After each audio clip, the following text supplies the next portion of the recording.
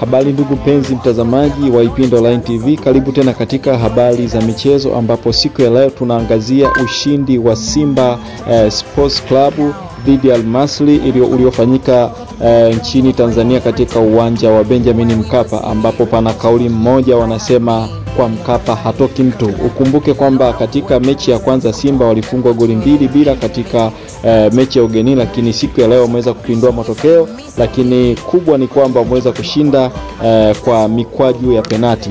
Lakini tukiangalia nyuma kabla ya mchezo huu, tunaona kabisa kwamba Simba Sports Club waliweza kumwalika mtumishi wa Mungu Bwana Boniface Mwamposa.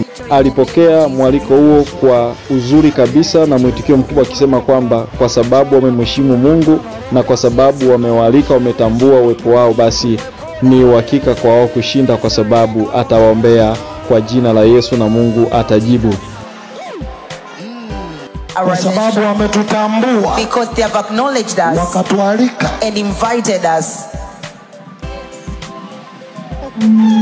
Sasa now unaweza kila wakati mpira ukianza unatafuta mbona hatumuoni, why are we not seeing him? Mimi nina safari nyingi, I have many kazi nyingi katika kipindi hiki, a lot of work that we continue with the meetings, but nikikosa kabisa, if I miss completely, wachungaji wangu wataniwakilisha, my pastors will represent. Tumepokea mwaliko na heshima hii kwa jina, and this honor in the name of Jesus. Na tunawaombea ushindi kwa jina.